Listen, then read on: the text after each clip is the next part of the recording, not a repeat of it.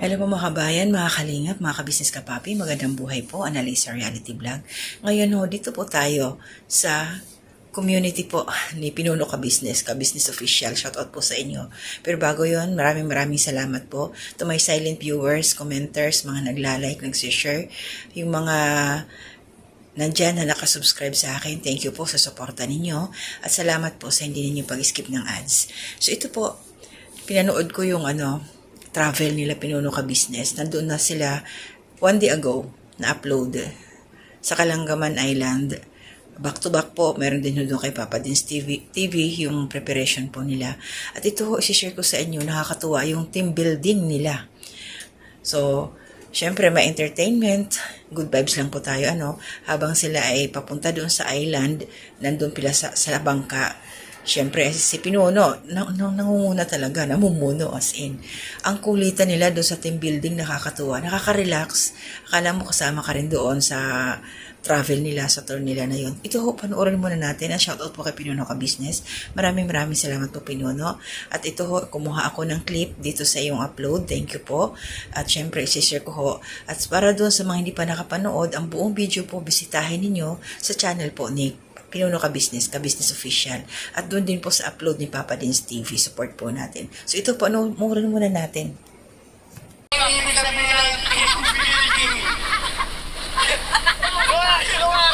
Papa Dins, yung building mo nakatayo.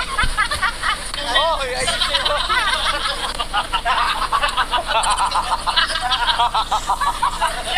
Ikaw na building! Wala bang buhos? Wala ba?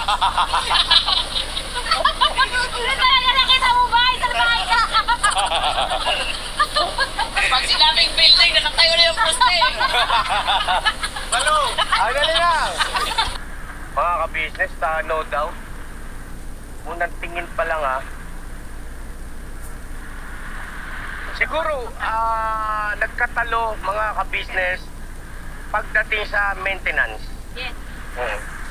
Kasi, syempre, buhangin is pino, white sand. Tapos, yung tubig, crystal. At, wala masyado siyang mga dahon-dahon. Ano po papansin nyo? Mga ka-business, ang ganda rito. Sobrang nakaka-itlap tong lugar na itong mga ka-business naming minamahal. Sobrang sarap na sa pamamagitan nyo ngayon narating namin ito, mga ka-business. Thank you so much po.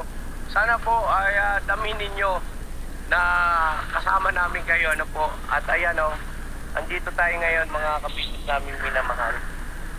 Sana napakagandang isla dito sa Palumpon, Leyte. Shoutout sa mga ka-business natin sa Leyte. Yan, kain na tayo. Ano ba? Ang sarap. Yan. Sino ba nagluto? Ako. Ay, kaya pala Alright. Sige na. So yun na mga ka-business, kain tayo. Bira. Ayun sa'yo. Bira na. Sila na po mga kabisnes. Ito sa'yo pa. Albo. Ito mga kabisnes. Alright. Baby ka una. Kain na. Asan sila, ibang kagwang? Wala, kompleto Ba't lang. parang konti kayong kagwang? Okay mga kabisnes, so yun po yung clip na yun. Yun po yung nagta-travel na sila papunta doon sa isla ng Kalangaman Island sa Palumpon, Leyte. Actually, malapit lang kami doon pero hindi pa ako nakakarating. Yung hometown ko naman kasi sa Leyte lang kami sa Burawin. Yun, nakakatuwa yung team building nila na nakakatawa yung kay Papa Dins building. Nasilip ng Pinuno Kabisnes. Ang kulit no kulitan lang. So yun, in short, masaya sila at another clip na nakuha ko doon, thank you kay Pinuno pa rin. Inabot na sila ng tanghali. Siyempre, kainan muna. At doon po, ang ni Pinuno, ang kanyang review doon sa area na yon, super ganda. Ang ganda nga daw. Sabi niya dyan sa video. Salamat po Pinuno sa pag-appreciate doon sa island na yan, ng Kalangaman Island. Marami na akong mga kaibigan na nakakapunta doon sa lugar na yan. God willing, kami din sabay ganun Kasi isa yan sa ini-aim ng isang anak ko na makarating siya doon kasi meron silang project yung sa aking anak na architecture. So, di bali sa susunod na pagkakataon na isingit ko pa talaga. So yun, masaya ako para doon kila Pinuno dahil nga narating nila yung lugar na yon. At nagpasalamat nga siya syempre sa kanyang mga supporters, mga subscribers. Dahil syempre, alam naman natin yung nakasuporta, nanonood ng kanilang mga video. So, kaya nagagawa nila yung mga ganung bagay. Kumbaga, alam ko, isiningit na lang nila yung may pinuntahan sila. Meron talaga silang purpose. Nakita naman natin yung punta sila ng Ormoc, ba? Yung mga, may kinuha si Mrs. Kabisnes, may tiningnan ng mga furnitures. So, kunti lang sila. Kasi wala nga doon sila Intoy. Sayang, hindi nakasama sila Nika doon sa Kalangaman Island. Nag-aalala ako kasi akala ko mag-overnight doon sa lugar na yon. Nakakatakot mag-overnight kasi napapaikutan siya ng dagat. Kung makikita niyo yung ni Papa Dins, no? Yung nagpalipad siya ng drone. Nandun siya sa gitna yung island na yun. What if, di ba? Sa gabi, di mo masabi. Baka mamaya, taas na yung tubig, di ba? Sabi ko sana, hindi sila mag-overnight. Kasi hindi nila alam yung ang tawag dito, yung sitwasyon. Baka mamaya, maging delikado ba? Buti na lang, hindi. Uwi sila. May oras din pala yon. Medyo may kamahalan din. Kailangan pag-ipunan na, no? Per head, yung kanilang bayad. Parang ganun din naman kasi yung iba yung bayad sa barko. Sa bangka, then yung sa tao. Pero grabe yung, makikita mo yung niya, yung buhangin, talagang white sand. Ang nature talaga. So, yun, isa yun sa tourist spot doon sa Palumpon, Leyte. Doon sa probinsya namin. Mga taga Leyte, shout out. Yun masasabi natin blessed. Talagang sinasadya siya yung lugar na yun. At makikita natin may mga puno din. Buhangin siya. Nakikita mo yung may umbrella tree. Talisay yata yun Sabi ko, tumutubo din pala doon. Mga buhangin. Isipin nyo, nasa gitna siya ng dagat. May nyog. Diba? Grabe talaga si Lord, no? Grabe siya. Pinoprotektahan. Basta, hindi mo mahirap mong ma-explain kung ikaw lang paano nangyari yon na sa gitna ng dagat na yon may isang isla na may mga puno na ganon. Grabe. Grabe talaga. Natutuwa lang ako. Grabe yung nararamdaman ko na masaya para sa kanila na tapos makikita mo yung ganong lugar. Salamat Pinuno talaga, Mrs. Kabisnes, sa inyo. Sobra akong stress pero dahil doon sa napanood ko, parang naginhawahan ako. Feeling ko nandoon nga ako. Namimiss ko rin yung lugar namin, sa Cebu kasi malapit din kami sa dagat. Nakaka-relax din. Yung simoy, yung nanghangin na galing sa dagat, grabe. Nakaka-relax talaga yon. Tagal pa ako makauwi. I miss na dagat. So yun, maraming salamat po. And shout out ho. Doon sa aking last upload, shout out po kay Ma'am Susan Dairo. Good morning po. Nasa Canada po siya. Isa kong nanay, senior na rin po siya na lagi nakasubaybay. Thank you po sa suporta ninyo. And si Nanay Soledad Belmonte, shout out po. Good morning. Salamat po sa suporta ninyo palagi. Kayo na riyan. At yung mga nag-views po, thank you rin ho. Sa effort ninyo, 9 viewers.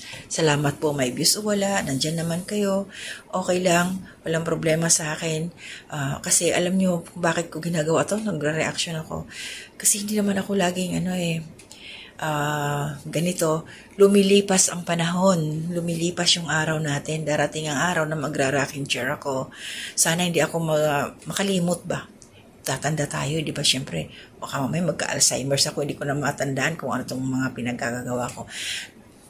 Mga kababayan, mga kalingap, mga kabisnes kapapi, itong aking ginagawa, this will be a memories para sa aking mga junakis, di ba? Makikita nila ako. Mga kapu-apuhan, di ba? Ayan. At least, hindi kasi mawawala ang mga ganitong mga upload natin sa YouTube.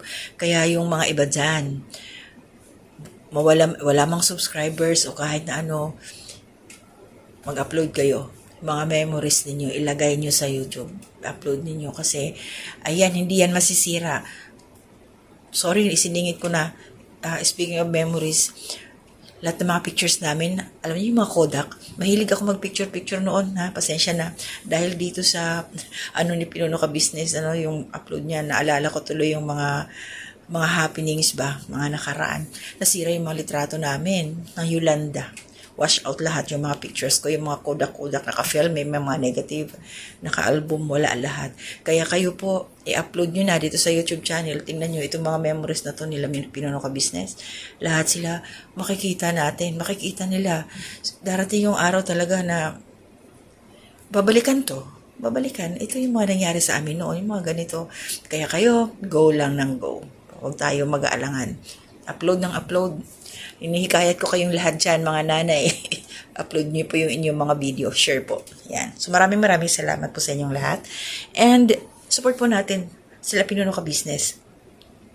Mrs. Ka Business, Papa Dins TV, Ka Business Family. Ayan, mga kagwangs. Then, mga kasama ko pong reactors dito sa Ka-Business Official, support po natin. Sila Kuya Bal Santos Matubang, support din po. Ate Edna Vlogs, Tapia Matubang, Kalinga Prab, mga karepa reactors, mga kasamahan ko, mga Kalinga partners, support po natin. And, yun, lahat-lahat po. Maraming salamat. Mga hindi ko na-mention, especially pala yung aking pinsan, shoutout sa Day, Wolf's Tradition. And, mga silent viewers, thank you po. Maraming salamat. Ingat po tayo palagi. To God be the glory.